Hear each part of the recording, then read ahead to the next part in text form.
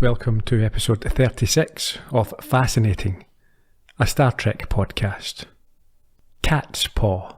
In this week's episode, a series of unexplained events lead Kirk, McCoy and Spock to the surface of a planet believed to be unpopulated. There, they are warned by witches to leave immediately, but choose not to heed the advice. Later captured, Kirk must choose between saving his men or obtaining unlimited personal power. Can he resist the lure of omnipotence long enough to set things right, or is this one offer he cannot refuse?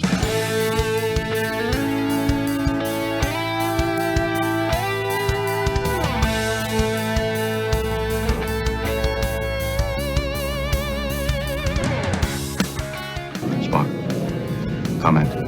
It's very bad poetry, Captain. A more useful comment, Mr. Spock. Hey, Gerry. I'm not too bad, Gerry, how are you? I'm okay. Comment. We appear to be in a cavern. Yeah, apologies if this week's episode is a bit more echoey. The room we record in is being decorated, so everything's been stripped off the walls. It's all a bit bare. Very sort of back to basics right now. Yeah, it might be like this for a week or two. We'll see what we can do. Yeah. Maybe in the edit it won't sound so bad, but I'm not convinced. Well, that's a more useful comment anyway.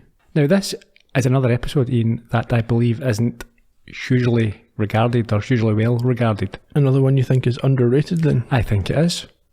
I enjoyed this thoroughly. I thought there were certain similarities to the Squire of Gothos. That's true. However, I would say that just about every episode is similar to another. In some way. Yeah. So Okay. I don't think that's a problem. No, I don't see that as a negative. I was just observing that there were certain thematic similarities. Even the feel, the atmosphere Yes. of it was, yeah, There's a sort of an unsettling strangeness. there is. I like the fact that even though they've got these sort of elements of the ridiculous, they're not played straight. So you've got witches that appear in haunted castles, but you've got Spock there saying, "No, this is nonsense." Yeah. I like the witches, haunted cat. I mean, I'm a fan of that sort of whole Halloween vibe. Did you like the witches' turtlenecks? I can't say I saw that. No, if you look closely at the witches, they have turtlenecks on. They were meant to be disembodied heads, but the edit didn't quite get rid of the turtlenecks completely. Okay. You will once again have been delighted by the start of this episode. Can we get into it? Yeah, why not? Let's crack on. Kicking off in your favourite location. The bridge, Uhura, is back. Yes. But she brings with her some worrying news. Well, there's a landing party down on a planet, but there's been no word. And I think they've missed a check-in that they should have made. To be clear, it's Scotty, Sulu, and some chap referred to as Jackson. Yes, and eventually this Jackson fellow does get in touch and calms their worries. However, before that, Spock claims that there are no other life forms on this planet. So there shouldn't be any problems. You wouldn't think so, no? Jackson's ready to beam back up. Yeah, but he's not willing to answer any questions before he does so. Because I think he says, like a party of one ready to beam up. Yeah. Kirk asks him a few times, what about the others? He just says, no, party of one. Beam me up! Beam me up, just the one. Kirk obviously smells a rat here and asks Uhura to have McCoy meet him in the transporter room. On the double, yeah. Down there, Jackson does indeed beam up, but immediately falls like a tree, dead. Yes, and then, having died, he warns Kirk that the ship is cursed. Wait a second, how can he warn him when he's dead? It's a reanimated corpse story. Okay. So, Zombie Jackson says that the Enterprise must leave immediately. Yeah, apparently there is a curse on the ship, and they'll have to leave under threat of death, which is quite a strong threat. It's fairly potent, given that a guy's just died in front of them. Yeah, obviously not messing around. No.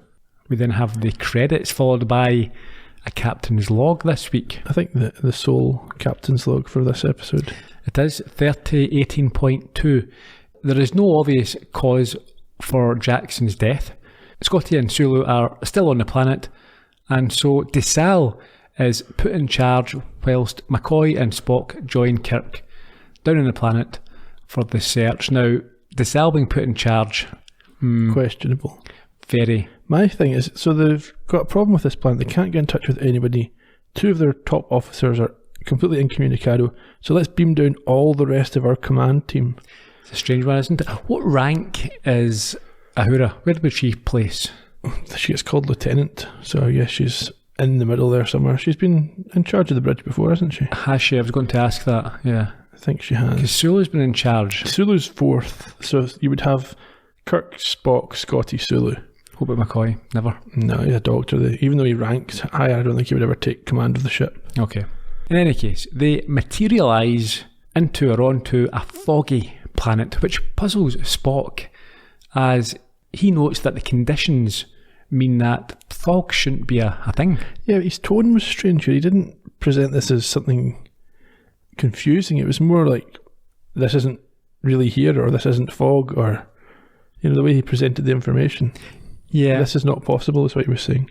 He doesn't press the point, though. No. And I think what you indicated there, he says it as if something shouldn't be here or isn't there. And I think this is the first indication of quite a lot of leapery they have in this episode. There are a few moments of that, yes. Yeah. They are apparently at the location where Jackson was beamed up from. And after moving on a bit, the readings suggest that there are multiple people bodies. Life signs, anyway. Life signs, yeah. About 140 metres away. Yeah, Kirk asks the Enterprise to confirm. Yes, and Chekhov, with his laughably ridiculous hair. Now, we've asked about this. Yeah, so he wore a wig while his hair grew in, and this was the first episode filmed for season 2, so that's why he's still got the... Is this part of your trivia? Will you expand No, I didn't even bother to put this in the trivia. Why not? We talked about his wig previously. Yeah, but the filming order... Yeah, the chronology, I might have had it in my trivia, but I've used it now. Right, okay.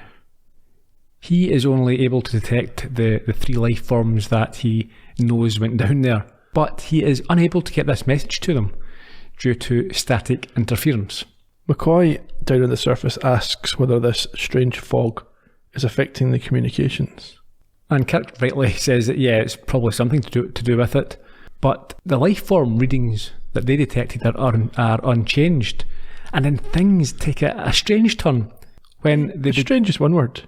What's another word? Bizarre. Very. Fantastical. Yeah, that would work. They begin to hear wailing voices that are getting louder. And then who appears? The ghosts of Christmas past. 3 ghostly witches. In turtlenecks.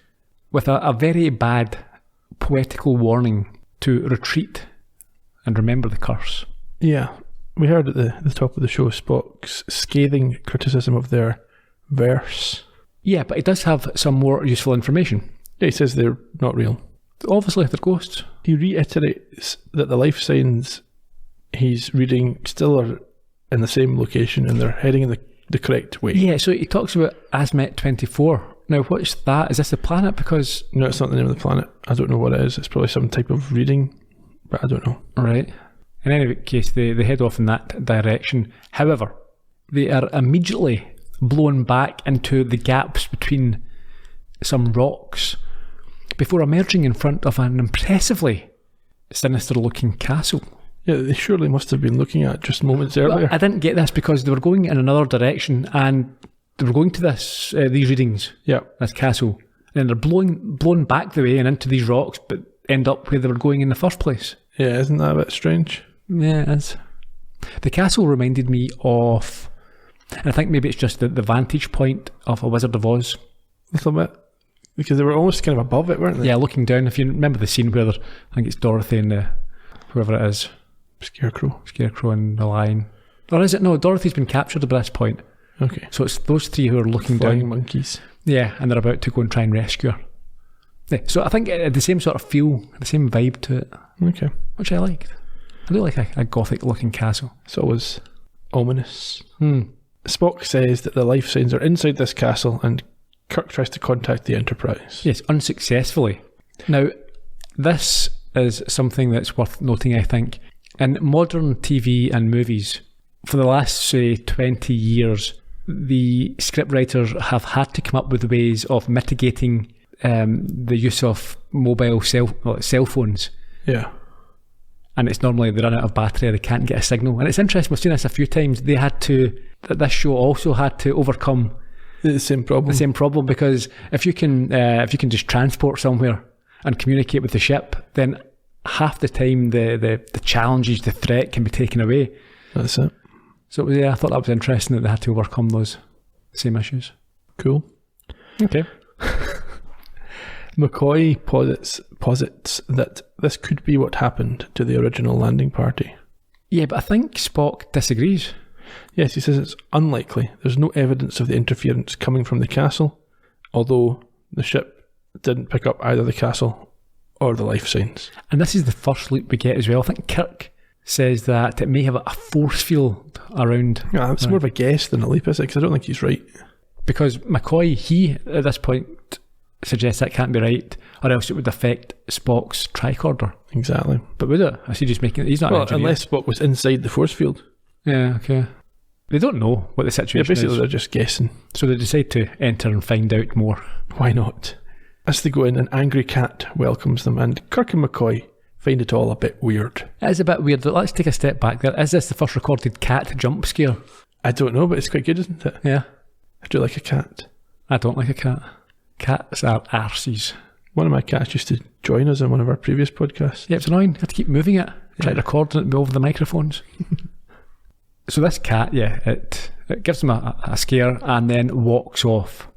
Kirk then remarks that witches and black cats and what with all that sort of stuff, maybe this is an elaborate trick or treat. Then something that doesn't make sense happens. Spock says he doesn't understand the reference to trick or treat, but he's got intimate knowledge of everything that's happened throughout Earth's history. Yeah. He knows all about time periods. When spacecrafts and rockets were launched, to the exact date, how many were sent up there. Yeah, of course he would know something about this. Yeah. It's a bit bizarre, yeah.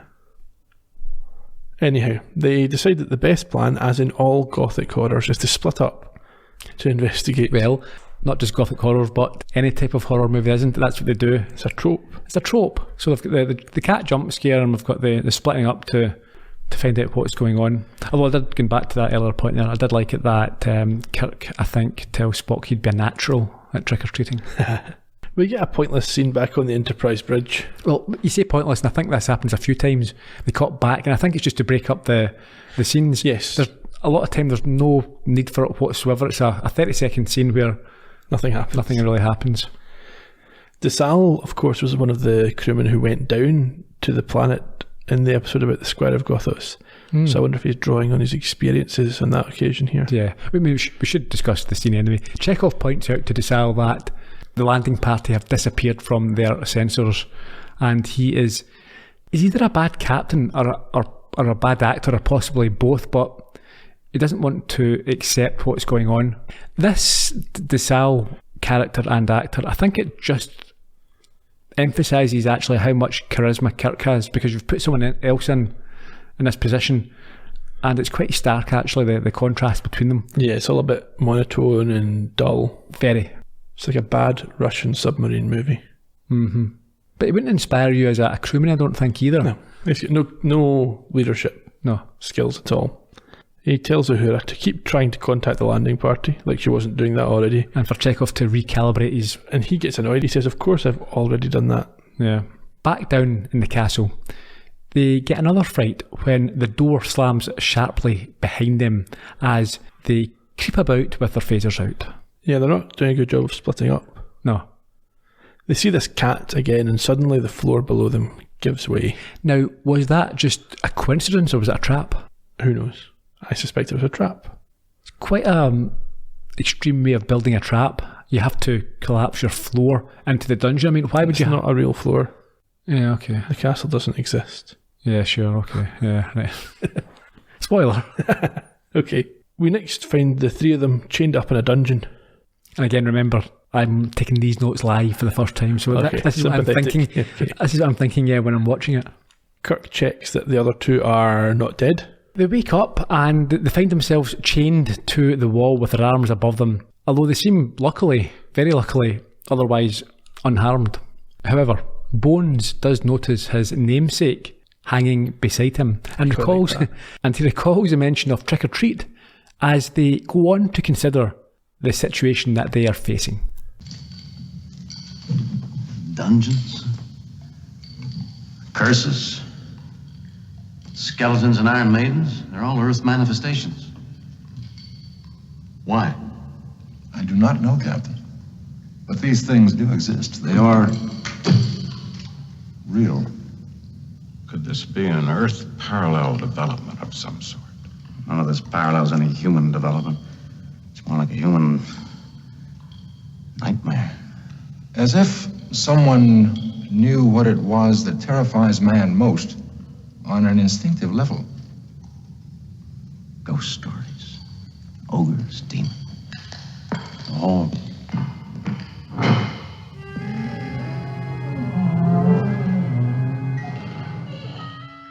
That was one of the instances of leapery I'm talking about. There's no way that you would correctly assume that... They've drawn in the subconscious. No, why could it not just be that you've been trapped in a dungeon? Yeah, by a cat. Yeah. Could it possibly be? No, it couldn't be that. Stop it. The noise you heard at the end of the clip there was Zombie Scotty and Zombie Sulu. Yes, they hear these people coming and are delighted to see that it is Scotty and Zulu. However, this relief lasts only seconds, as it is obvious that, as you say, they're both zombies. McCoy thinks they look drugged, and Spock says, it's a bit like Jackson when he beamed up. It's not like Jackson when he beamed up. No, he was dead. We should say as well, Scotty is pointing a phaser at them. Yes. Kirk tries to speak, but all they get is a slight nod from Sulu confirming that he knows who they are. He picks up a comedy oversized key. He does. And makes a terrible effort at pretending to unlock the chains. It's like if you were in a pantomime and you were unlocking something with a big cardboard key. Yeah, exactly.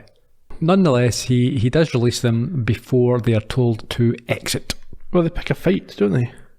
Well, yeah, so Sulu and Scotty shepherd them out, and as soon as they leave the room, Kirk tries to ambush them. However, they're immediately transported, or transmuted perhaps in this case, to a great hall. Yeah, a throne room.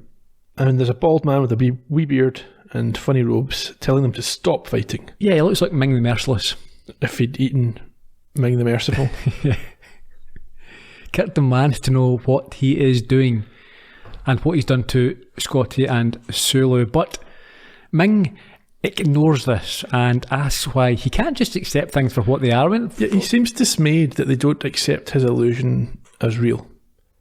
He's a little bit stupid. He thinks he's delved into their minds and created something that is indistinguishable from what they would expect. Well, this again is like, as you mentioned, the Squire of Gothos. I think he had designed the settings around a time period. Yes, because he was looking back in time because of the light speed issue. Yeah, I think he was a couple of 100 years out. At least. Yeah.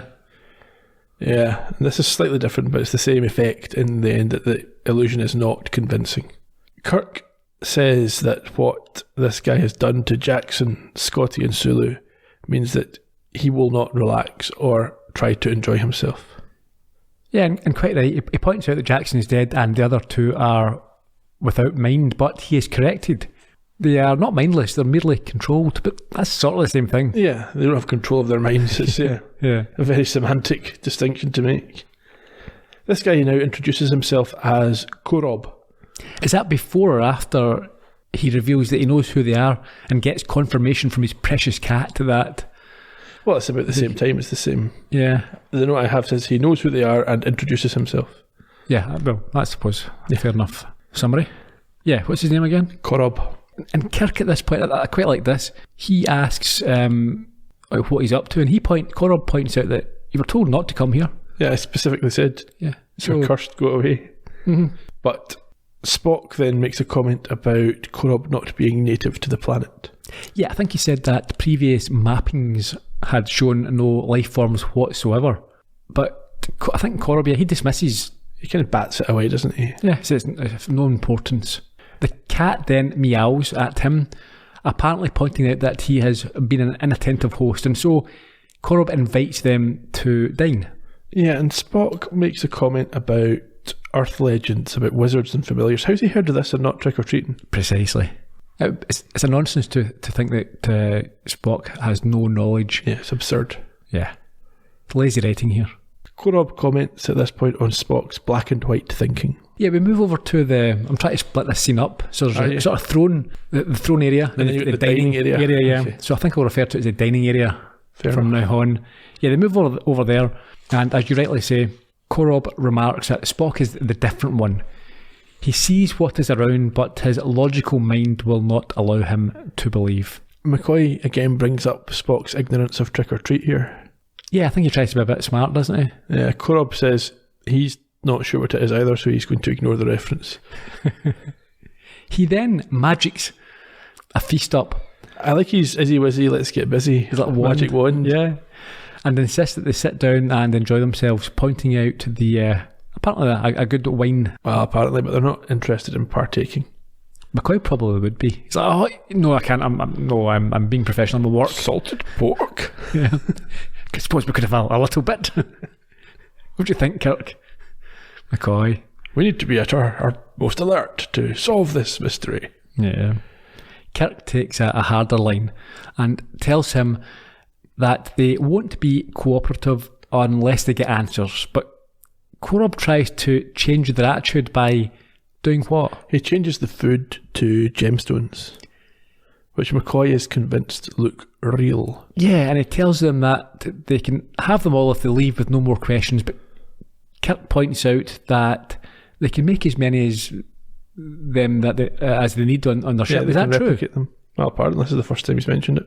They made that soup before. Yeah, and apparently they're therefore worthless. Yep. That's quite a big mistake to make. I mean, if you know your audience, Yeah.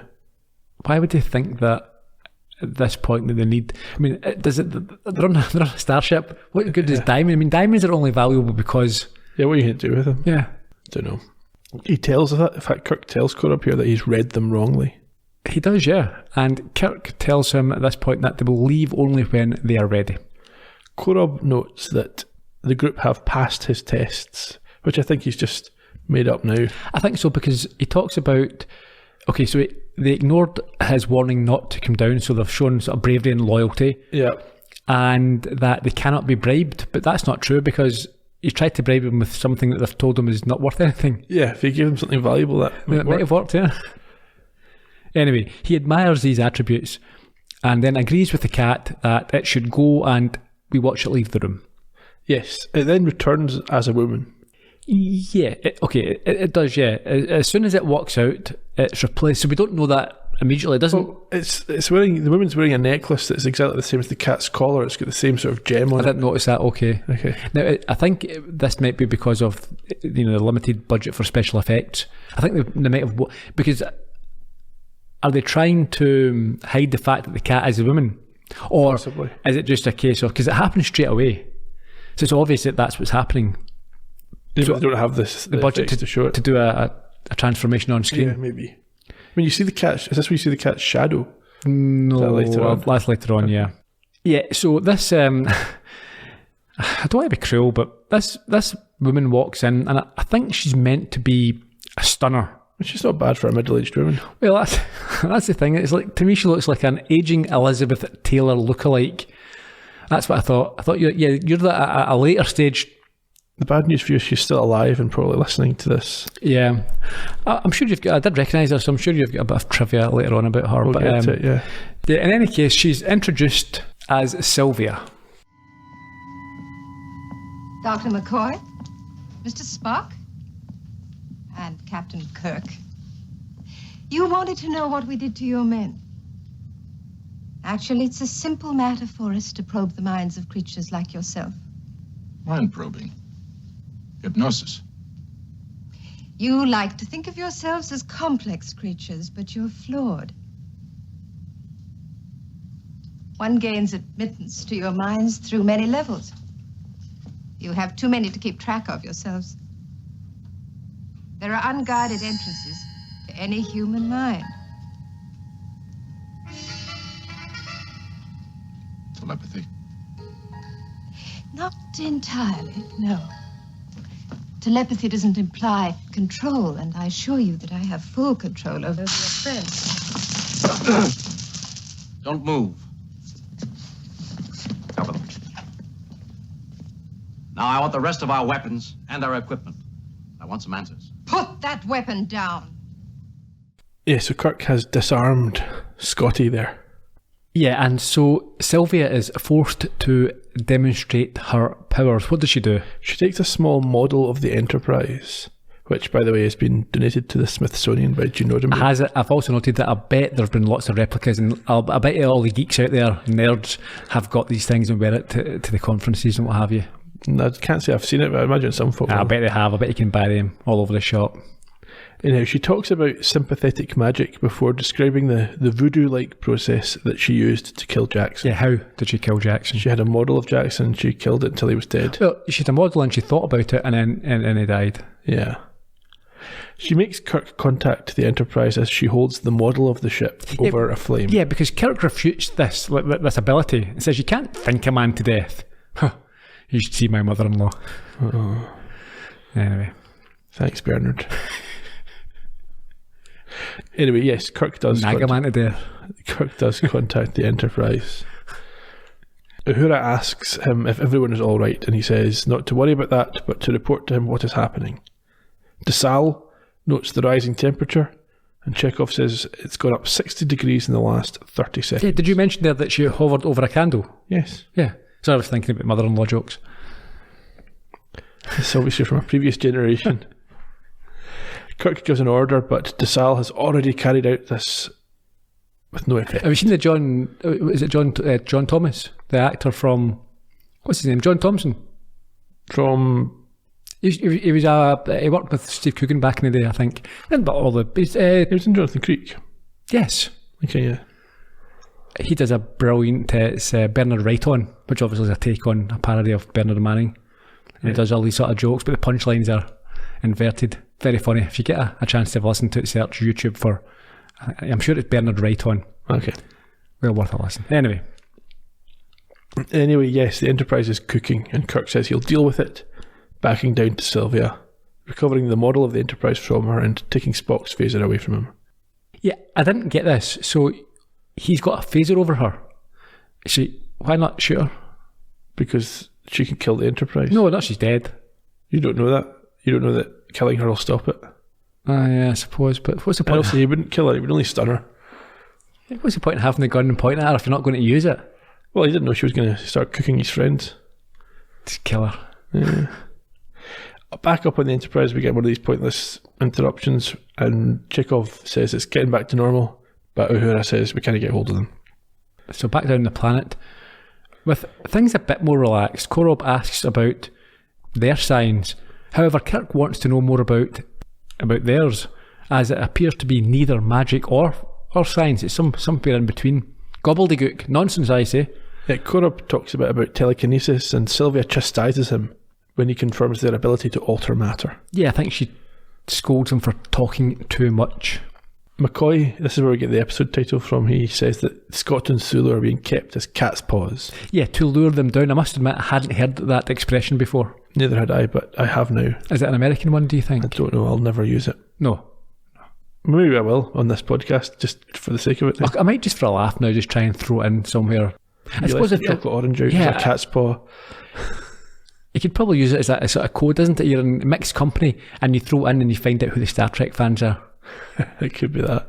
It's a way of geeks giving a wee wink to each other. Yeah, I know. Okay. Sylvia wants information from them. She's not sitting back any longer. Yeah, what does she want to know? Well, before she gets a chance to ask, I think Kirk says it's too late to threaten them because the Enterprise will send others in their place. But Korob does not think this will be possible. Yeah, and okay, so there's two things here. One, I'm really, even after the episode finished, I wasn't entirely sure what they wanted. They want to learn. Yeah, but why? There was no real, it's like, you want to learn, okay. It's just how their species works. But that, I think maybe they do mention it. You could just have asked. I mean, if you'd have contacted and said, we're another life form, we want to trade and share experiences, that's your mission. Yeah, but I think what happens here is they start out in this sort of curious way, and then Sylvia gets horny. hooked on the idea of All right. being human. Yeah, it's because she liked being horny. Okay, if that's what you think.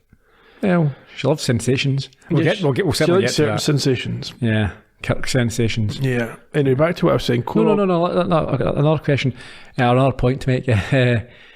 They say, there'll be a search party coming down, but look what's happened. You've sent one down. You've sent all your best people. Yeah, the first one, one was killed. You're now trapped and had to hand over your weapons. So that's not really a threat, is it? We'll send more of them. More of are meant to be zombies for you. Yeah. I think Cora at this point has put the Enterprise in a Tupperware box. Yeah, I wasn't sure if it was meant to be glass or ice or Who knows? crystal or whatever. But in any event, this has caused an impenetrable force field to form around the real ship. It has, which is confirmed by Chekhov. Yeah, he says there's an impenetrable force field around the ship. There you go. It was really quite jarring, that scene, when he just repeated exactly what had been said. Yeah, the director, we've been down here in this scene we need another scene in here. We just need to break this up a little Take what bit. he said, make him say it. Yeah. Back in the throne room, Sylvia urges Kirk to cooperate because she doesn't want to have to extract the information forcibly. It reminded me a bit of Errand of Mercy with the brain raker. Yes. Yeah. She says it would be simple enough, but very painful. Kirk still doesn't want to talk, so Korob sends them back to the dungeon, with one exception. Yeah, as they exit, Sylvia tells McCoy to stay behind and Kirk will be next. Rather than argue or put up a fight about this, they simply say, yeah, okay, fair enough. Right, well, McCoy, see you. McCoy obviously thinks he's getting more of that salted pork. There's only one person getting pork in this episode. DeSalle and Chekhov back on the Enterprise bridge. I'm just going to draw a veil over that. Okay, sure. Have no information. So we spend another 30 seconds with them as they discuss having no information. Yeah, and in fairness, this is DeSalle's moment when he shines. He's got a plan. Yes, and he gets to bet credits to Navy Beans. They can put a dent in the force. I presume it's a play on dollars to donuts. Obviously, must be, could be. Anyhow, back in the dungeon. How is he going to do? What's his plan? He's going So they're going to direct. heat it up at one spot until it stops working. Yeah, direct all the impulse power to generate heat. They'll never think of that. This does seem to if you look in the background, Ahura seemed very surprised by this. Yeah, because Kirk always uses the warp engines to do things. Yeah. We've got no warper. We're screwed. Back down in the dungeon, Kirk and Spock are chained up again and once more pondering their situation. How long has it been? 22 minutes, 17 seconds. Thanks. I wonder what they're doing to Doc. I'm sure we'll find out shortly. Jim, all these things that we've seen, to an Earthman like yourself, they must seem quite familiar. Familiar. Startling. Not rational. Precisely. I refer you to the psychological theory of the racial subconscious. The universal myths, symbols, Ghosts, witches, you mean? and dungeons, and castles, and black cats. They all belong to the twilight world of consciousness. They tried to tap our conscious mind. And they missed. They reached basically only the subconscious. Korob seemed quite puzzled by your reaction to the environment he'd provided. He expected me to react as though we're all normal. Well, he admitted that they weren't native to this planet. And not to have a knowledge of our scientific methods is most unlikely for any life form we've met in this galaxy. They referred to us as creatures, as though we were some species that they were unfamiliar with. Well, if we're creatures, I wonder what they're really like. Evidently something totally alien in all respects. Agreed. Totally alien. And I don't like hostile strangers showing such an acute interest in our galaxy, our world, Spock. Not at all like friendly visitors. We're gonna have to stop them. Cold. To seek out new life and new civilizations and crush them. I hate aliens. Oh, what am I doing here in space? They don't have time to come up with a plan though, as they are interrupted by Sulu, Scotty, and the now zombie McCoy.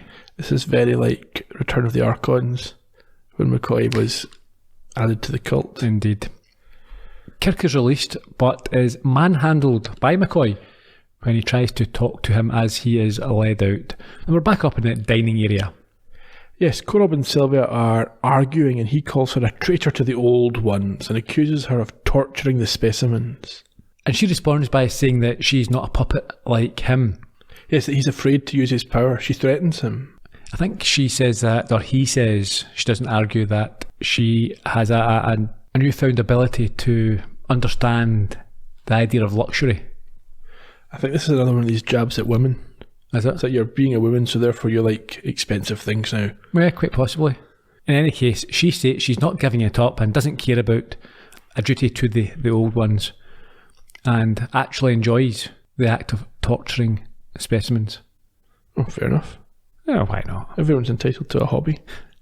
Korob angrily disagrees with her on this and says that she's discarding everything they live by.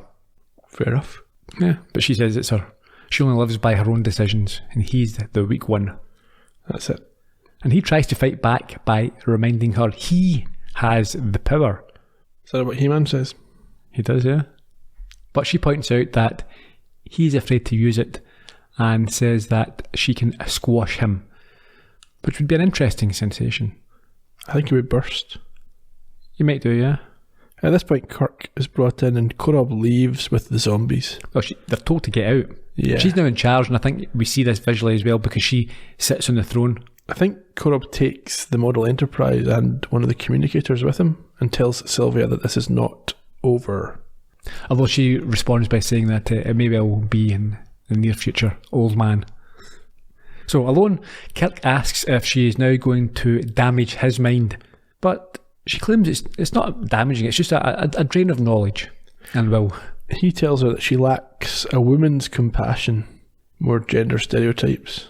Yeah. But she says that she now is in fact a woman and excited by all these new sensations. Yeah, and wants more. I mean, at this point I noted Kirk is going to have to his way out of this situation.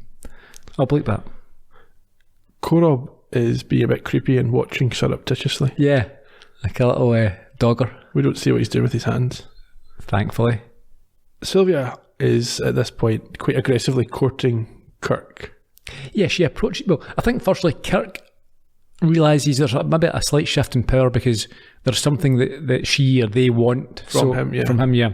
She approaches him very closely, and I think at this point we see, maybe for the first or the second time, Korob watching on, and rather than saying anything to her, Kirk decides that the best approach is simply to molest her.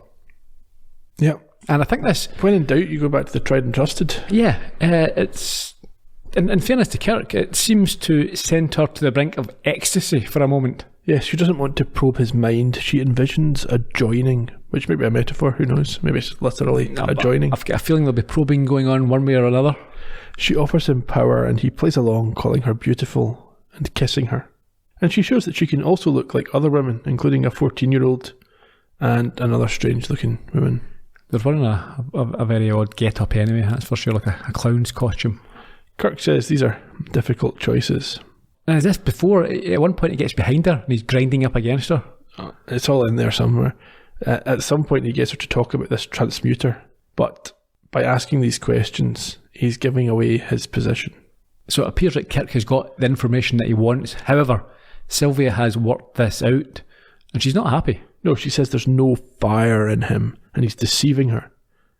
He doesn't deny this. No.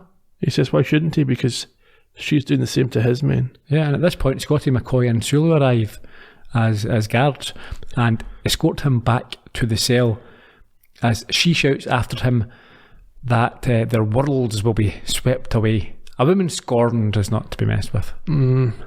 Back in the Enterprise, Uhura can't see any change in the field, but that's because she's stupid and a woman. Desal and Chekhov confirm that they are, in fact, damaging the force field. So we have to give props to Desal here. His plan has worked. I mean, it's in comparison to how Kirk gets out of situations, this is really terrible.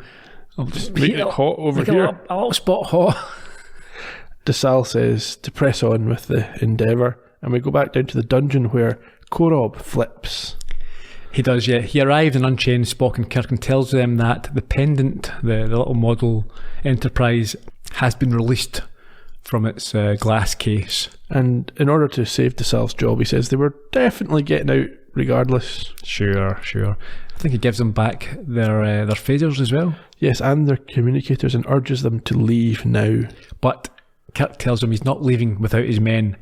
And he says that they're not your men anymore. They're Sylvia's. Yes, and I think when he's pressed on how they got to the planet, he says they used the transmuter. Yeah. And he tells them that she's now a great danger. She's went rogue. Absolutely she has. And their actions were not necessary because they could have came in peace. That's what I mentioned earlier. Yeah, they could have done. Peace chickens. Mm-hmm. Kirk and Spock now move through the castle and encounter Sylvia in her cat form, but Kirk... Well, it's more like a tiger now, isn't it, really? Well, this is a big cat, yeah. Tiger. Kirk finds his phaser is not functioning. No, although Spock is fascinated, we should say. As always. Korob says he'll deal with Sylvia and to get out. Yeah, or to head back. So they lock themselves in the cell where Kirk boosts Spock back up through the hole that they originally fell through. Yes, as Korob holds Sylvia off. Yeah, the cat Sylvia. But not for long. The cat is far too big and powerful. Will we talk about the graphics here? The giant cat? Yeah. I thought it was quite compelling. You think so? So it was obviously just an image of a normal cat. I don't know how they done it back then, but yeah, so it was a bit of footage of they built a scale model of the dungeon and put it in front of a normal-sized cat. I don't think so, but I wouldn't be surprised. Anyway, this door gets knocked down and crushes Korob. Yeah. He's not dead at first. I think Kirk goes back to do the old, come on, I'll take you with me. And Korob says, no, leave without me. And there's a bit of debate, but it's taken out of Kirk's hands because he slips away. And Kirk then grabs the magic wand, throws it up through the hole to Spock, and then bounces on a bed frame to get through the gap himself. However, no sooner is he up there than he finds himself having to fight an axe-wielding McCoy whilst Spock takes on Scotty. Yes, Kirk quickly knocks McCoy out as Scotty is taken down by a nerve pinch from Spock. Yes, but Sulu appears, I think, at this point. Yeah, he's learned martial arts at some point. Clearly not very well because he's easily taken care of by Kirk. Is it Kirk? Yeah, it's Kirk, and then McCoy's back for another go at this point. Yeah, but again, he's knocked out fairly quickly. That's fine. You're happy enough with that, but later on, when they're back up in Enterprise, surely Kirk and Spock must be saying, guys, we need to have a word. You were hopeless. Yeah. If this is the type of stuff you're going to do when we're in real trouble as a group, I don't think I can trust you. Well, maybe they're going to claim it's because their minds were not their own and they couldn't make good decisions. I am sure they will claim that, but I would be extremely nervous about going into battle with that pair. They're pretty well. The three of them. Yeah. Sorry, yeah. Kirk at this point takes up the transmuter and challenges Sylvia directly as she returns to human form. Yes, and she compliments Kirk as being clever, resourceful and handsome. Yes, before transporting both Kirk and herself back to the throne room. Don't you get tired of these games? I've never played games. Give it to me. I wasn't sure before, but I am now. This is the source of your power, isn't it? The transmuter. No, not the source. It's merely an amplifier, a director. The mind is the source. Mine is simple, but yours has the key. But you don't know how to use it. I catch on quickly. It is not too late, Captain James Kirk. Come with me. I will teach you. You will teach me. Why? Because your people have nothing of your own? Is that why you need us? We need your dreams, your ambition. With them, I can build. Give me the transmuter. No. You fool. Don't you know what you're giving up? Everything that your species finds desirable. Look at me. I'm a woman. I am all women. I don't know what you are, but you're not a woman. You tortured my men and taken their minds from them. You asked for love and returned pain instead. Korob was wrong. I didn't destroy all your weapons. Give me the transmuter. Give it to me.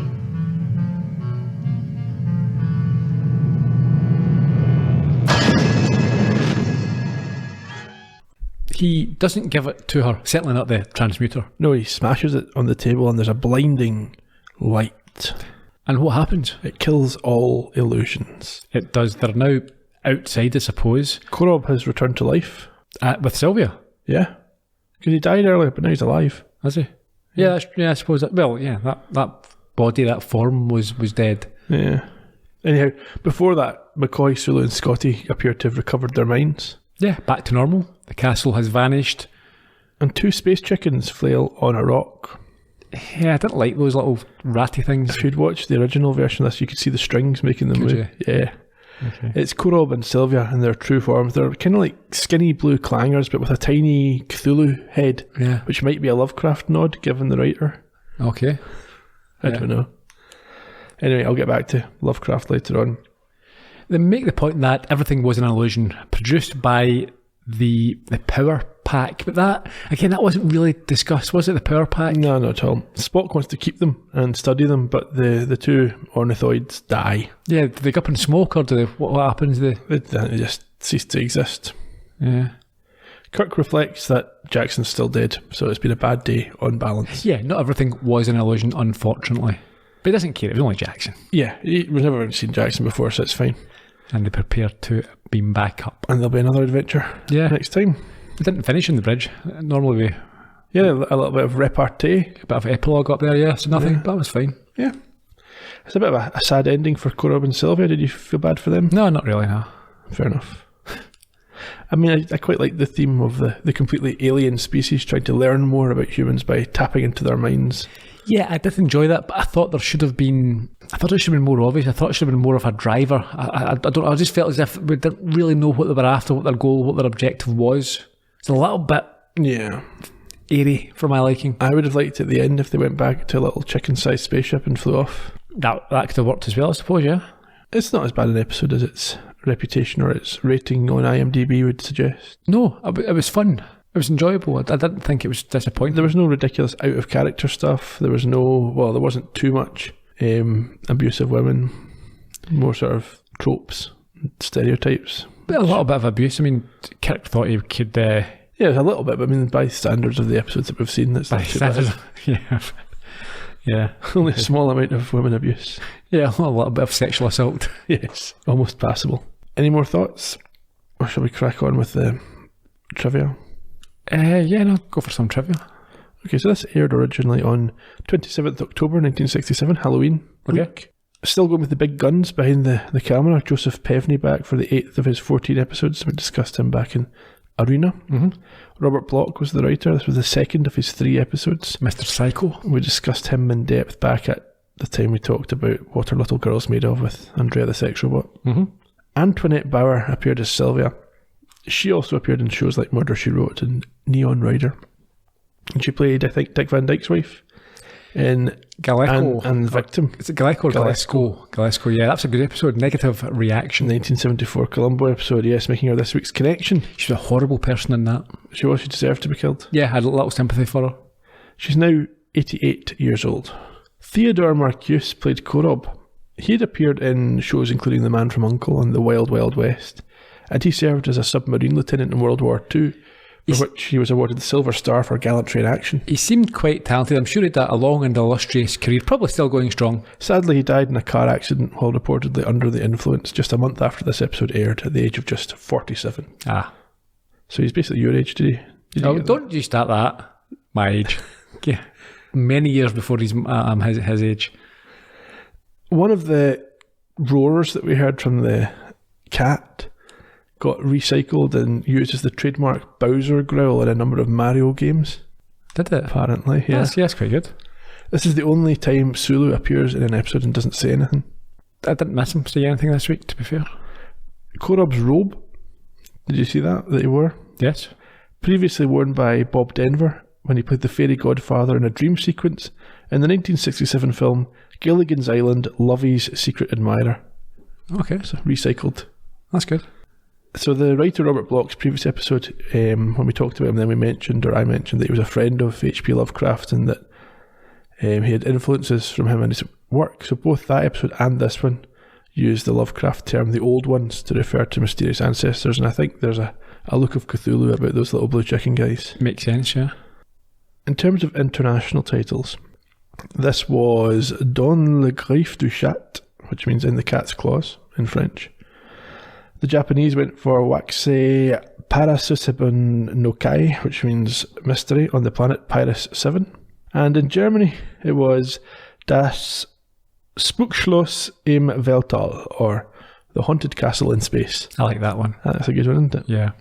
Next week, the 8th episode of Season 2, I, Mud. Oh, Featuring the return of a familiar face. that sounds good. That sounds good. Can I also just say that you missed a Columbo connection? Who? The third witch.